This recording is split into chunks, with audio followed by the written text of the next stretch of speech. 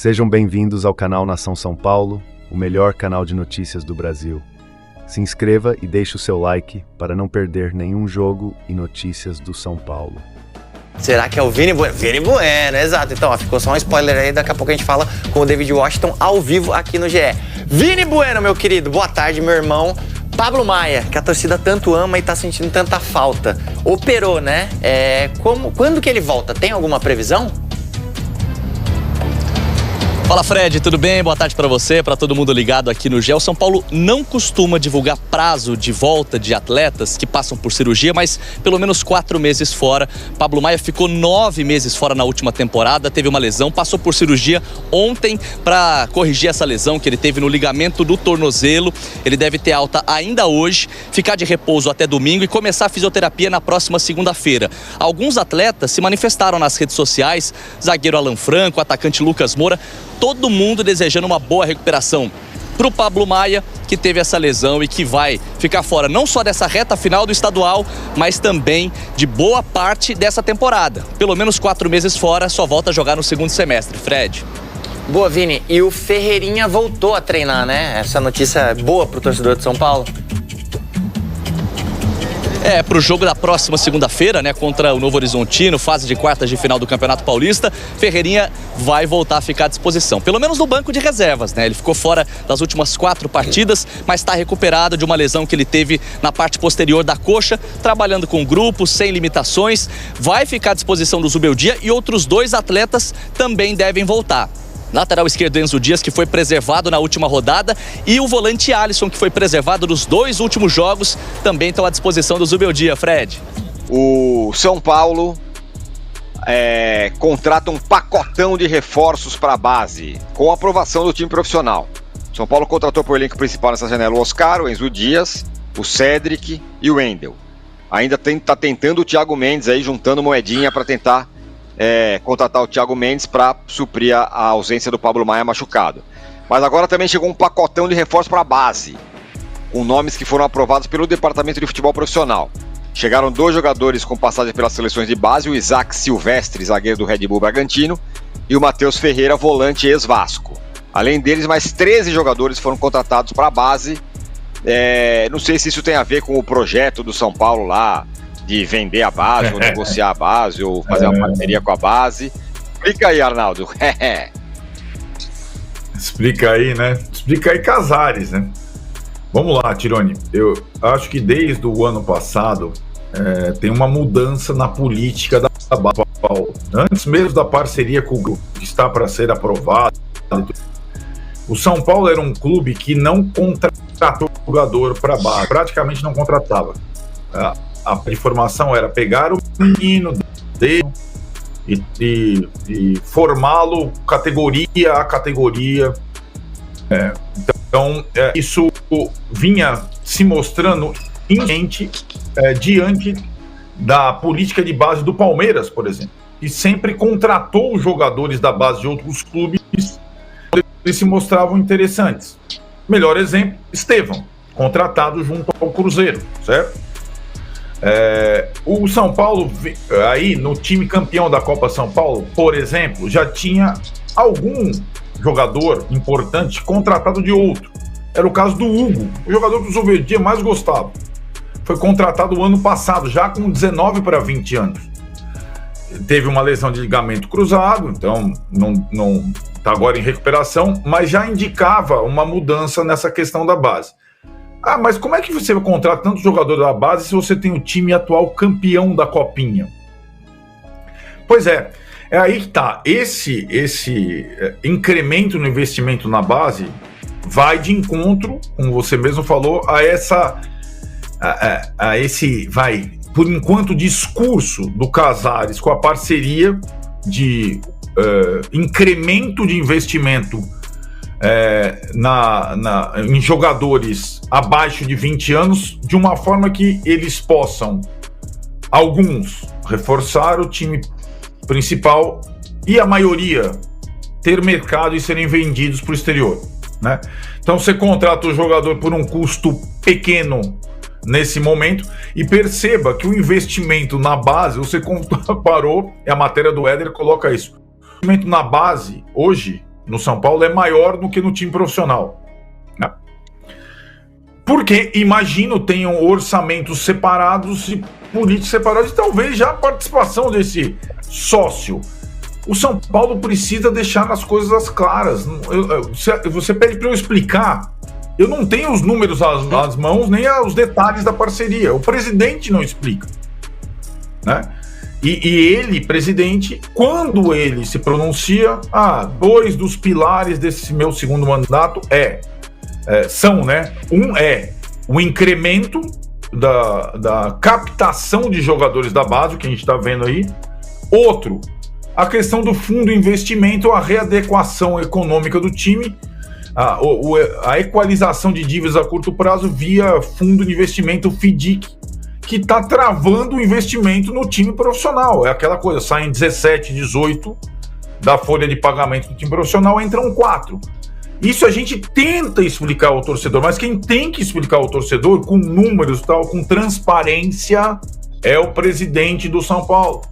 Só ele é capaz de explicar essa situação toda. Não adianta só explicar por conselho, né, que ele domina e que ele visitou no dia 28 de janeiro. Aliás, vai completar um mês agora, né, da visita dele ao conselho para uma espécie de sabatina.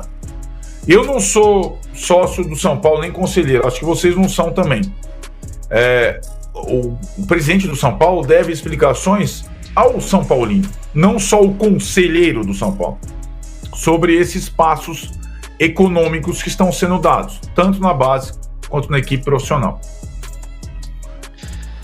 Pois então é isso. Uma vez eu escrevi, há um tempo atrás, um texto falando: fala, Casares. O Casares precisa falar. As pessoas precisam saber, os torcedores precisam saber o que acontece dentro do São Paulo. Não adianta fazer as coisas dessa forma. Falando em janela, vamos continuar nesse assunto, porque o São Paulo está tentando contratar. O Tricolor agora está se mexendo, porque precisa de um substituto para o Pablo Maia, que infelizmente sofreu uma lesão, que não é tão simples assim, vai ficar um tempo de molho, alguns meses fora. Então o São Paulo tentando contratar um volante. E o alvo é ele, um alvo que já é alvo do São Paulo há bastante tempo. Thiago Mendes é o jogador que o São Paulo está de olho e aí tá correndo porque precisa inscrever a tempo da janela, justamente, fecha na sexta-feira. E aí, André Hernan, como é que tá essa negociação do São Paulo com o Thiago Mendes? E será que vai dar tempo dele chegar a tempo do fechamento da janela?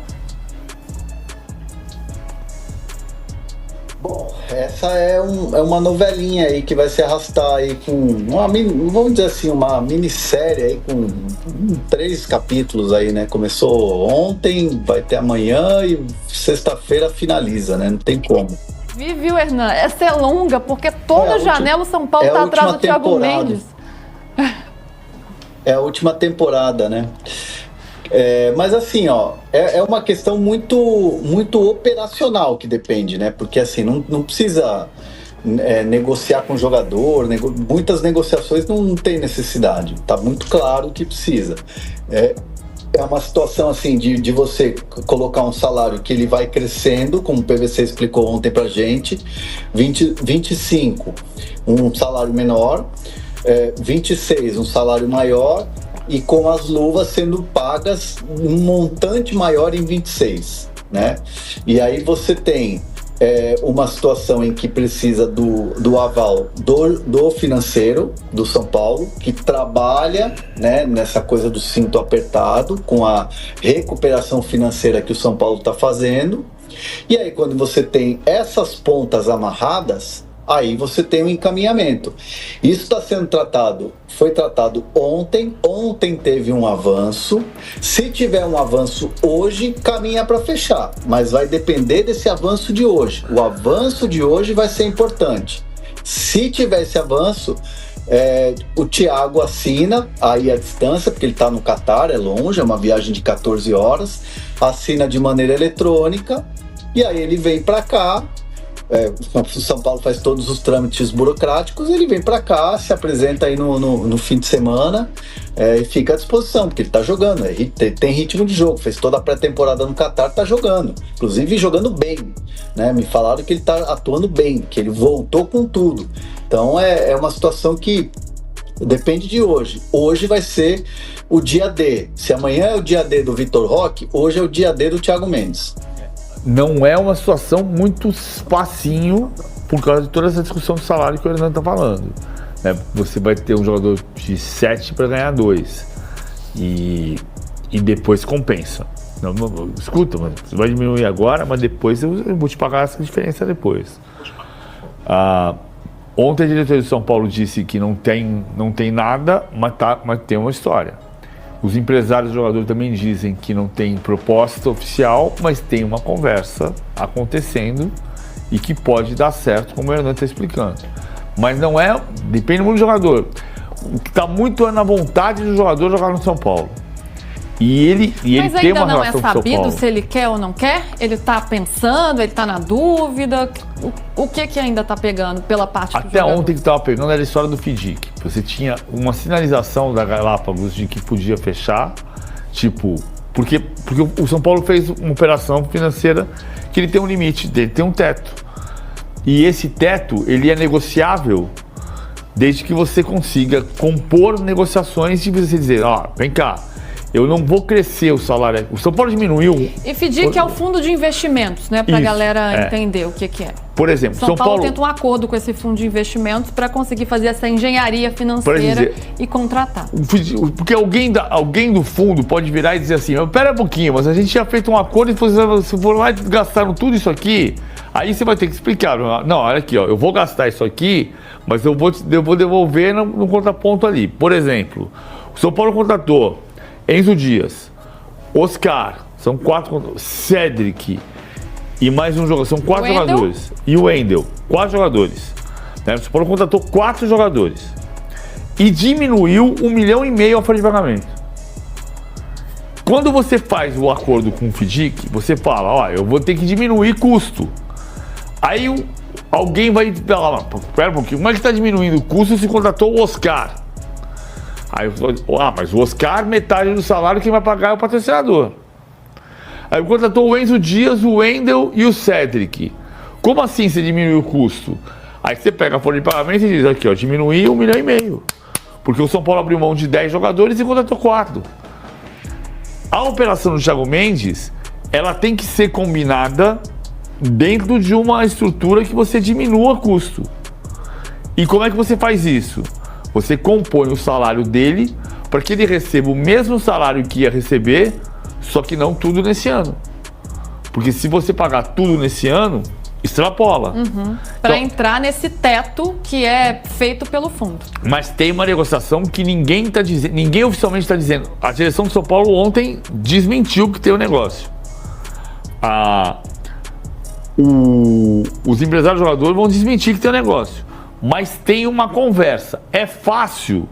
O Thiago vai pensar, eu vou ganhar menos esse ano, mas eu consigo viver apenas com... Acho que dá. Acho que dá.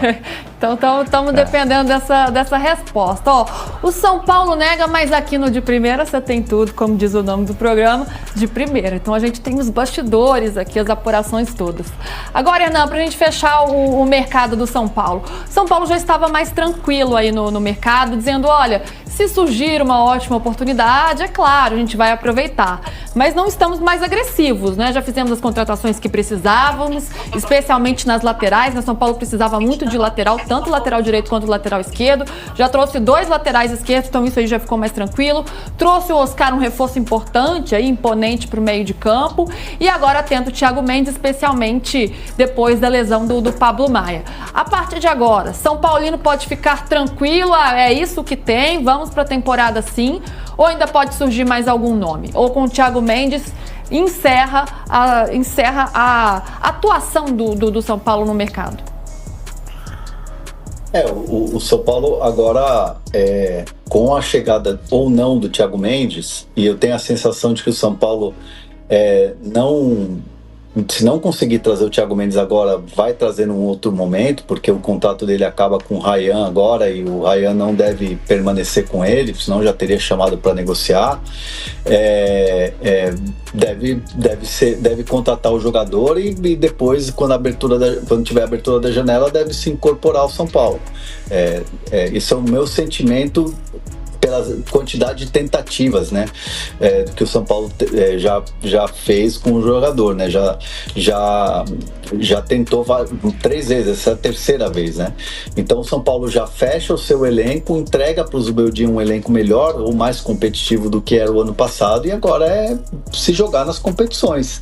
Basta ver como é que vai ser o comportamento do São Paulo contra Novo Horizontino, como é que vai ser esse Campeonato Paulista, e aí as próximas competições.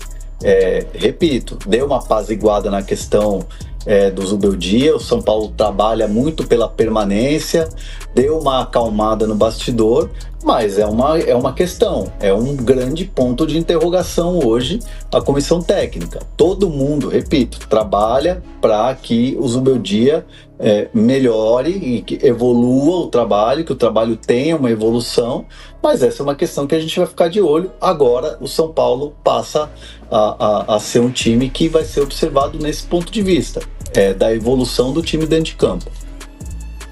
A gente vai acompanhando essa história e, claro, olhando para o campo também. São Paulo tem agora um jogo importante pelo Campeonato Paulista, enfrenta o Novo Horizontino nas quartas de final.